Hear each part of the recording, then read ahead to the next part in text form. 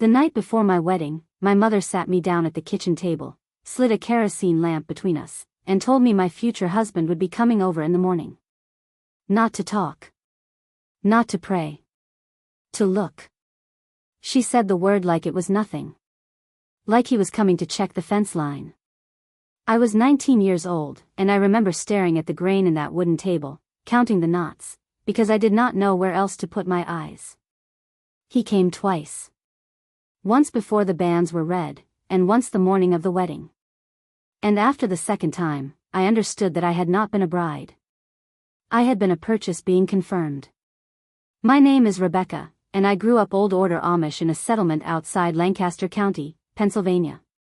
I left when I was 26, with 2 dresses, a pair of shoes that did not fit, and a silence so old I thought it was my own voice. Now I tell the stories the women in my family carried to their graves.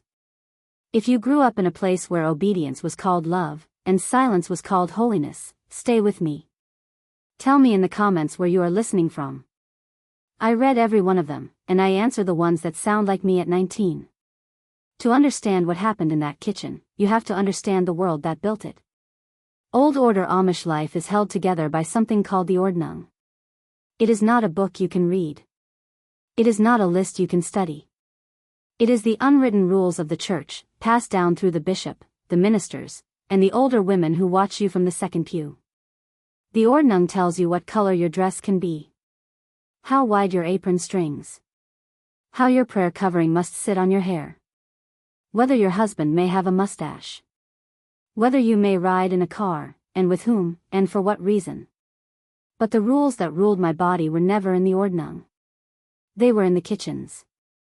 In the way an older woman would touch your wrist and say, "He is a good man, you will learn." In the way your mother stopped looking at you the week your engagement was announced, because she already knew what you did not. We were taught that a woman's worth was in 3 things. Her usefulness in the house. Her quietness in the church. And her body, when the time came. Nobody said the third one out loud. They did not have to. You learned it the way you learn winter. Slowly, and then all at once. I was promised to Amos when I was 18. He was 24, the second son of a deacon, with a dairy farm waiting for him and a mother who already had my wedding quilt picked out. He was not cruel. I want to say that clearly. He was a product of the same silence I was. But he had been taught that a wife was a thing you inspected before you bought, the way you inspect a heifer at auction. And he had been taught that no one would ever tell him he was wrong. The first inspection happened in the front room of my parents' farmhouse, 6 weeks before the wedding. My mother had scrubbed the floor twice. The kerosene lamp on the table had been polished. Amos came in with his father and the bishop, and my father shook their hands, and my mother poured coffee, and then my mother walked me into the bedroom at the back of the house. She closed the door behind us, but she did not stay. Amos came in alone. I will not tell you the details. I will not give that morning more words than it already took from me. I will only say that he looked at me the way a man looks at a field he is about to plant. He checked my hands for steadiness. My back for straightness. My hips, because his mother had told him to. He did not touch me the way you are imagining. It was worse than that. He touched me the way you touch livestock. Brief. Practical. Without apology. And when he was done, he opened the door and told my mother I was acceptable. That was the word. Acceptable. I sat on the edge of that bed for a long time after he left. My prayer covering had slipped, and I did not fix it. I remember thinking that the cold from the floorboards was coming up through my feet, and that I could not feel where the cold ended, and I began. I went to my mother that night. I asked her, in the quietest voice I had, if this was normal. She was kneading bread. She did not stop. She said, "Every woman is looked at before she is married. It is so there are no surprises." She said it the way you would explain why the chickens need to be locked up at dusk. And then she said the sentence that lived in my chest for 7 years. She said, "Rebecca, your no was used up the day you said yes to the courtship." That was the system. Not Amos. Not even my mother. The system was that a woman's consent was spent once, at the very beginning, on a question she did not fully understand, and after that, her body belonged to the agreement. The second inspection was the morning of the wedding.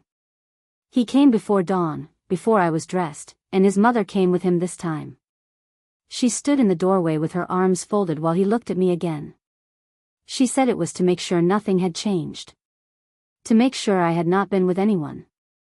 To make sure I was still, in her words, the same girl we agreed on. I was the same girl. I had not left the house in 6 weeks. I had not even walked to the mailbox alone. But the inspection happened anyway, because the inspection was never really about me. It was about him being allowed.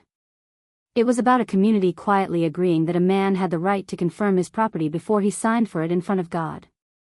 I want to tell you about the language the women used. Because we did have a language. We could not say what was happening, so we said other things. An older aunt would press a jar of preserves into your hand and say, "The first year is the hardest, child. Eat." A cousin would braid your hair before the wedding and whisper, "Do not flinch, it makes them angry." A grandmother would look at your swollen ankles 3 months in and say, "You are learning." That was the warning. You are learning. It meant, I lived through this, and so will you, and we do not have any other gift to give you. I lived in that marriage for almost 7 years. I will not give you the details of those years either. I will only say that I became smaller. Not in my body. In the part of me that used to ask questions. I stopped asking what I wanted for supper. I stopped asking whether I was tired. I stopped asking, even in my own head, whether I was a person. A body learns to speak before the mouth has permission. Mine spoke in headaches, in a back that would not straighten, in hands that shook when I poured coffee for his father. The realization did not come in a single moment. It came the way a thaw comes. Slowly, and then with water everywhere. It came the winter I watched my younger sister get engaged. She was 17. The boy was 23. My mother scrubbed the floor twice. The kerosene lamp came out. And I understood, standing in that kitchen with a dish towel in my hand, that if I said nothing, my sister would sit on the edge of a bed in 6 weeks and feel the cold come up through her feet, and she would think it was her own fault. I did not save her that night. I want to be honest. I was not brave yet. But I started writing things down. On the backs of feed store receipts. On the inside of a flour sack. Small sentences. I do not want this. I am a person. My no is still mine. I hid them in a tin in the barn, behind a loose board, and every time I added one, I felt a little more of myself come back into my hands. I left on a Tuesday in March, the spring I turned 26. I left with a woman from a Mennonite outreach who had been quietly waiting for me for almost a year. I left a note on the kitchen table. I did not say goodbye to my mother. I could not. I knew if she looked at me, I would stay, and if I stayed, would die inside that house, and they would bury me in the plain cemetery and call it God's will. I was shunned. My family is not allowed to eat at the same table as me. My mother has not spoken my name out loud in 9 years.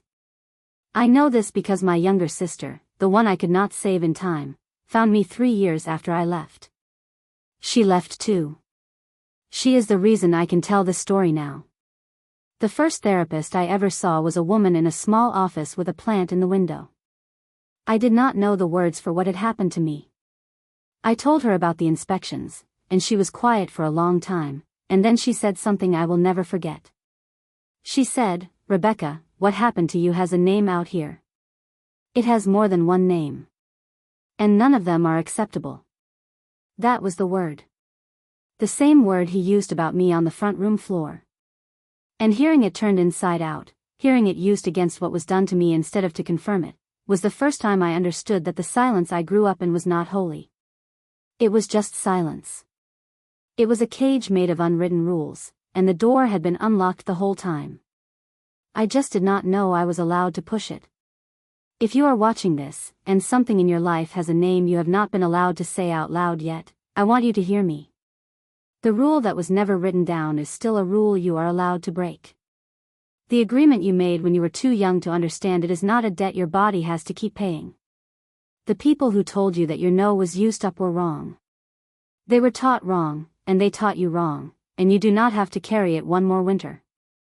My mother told me my no was spent the day I said yes to the courtship. She was wrong. My no was a whole sentence. It always was. And so is yours.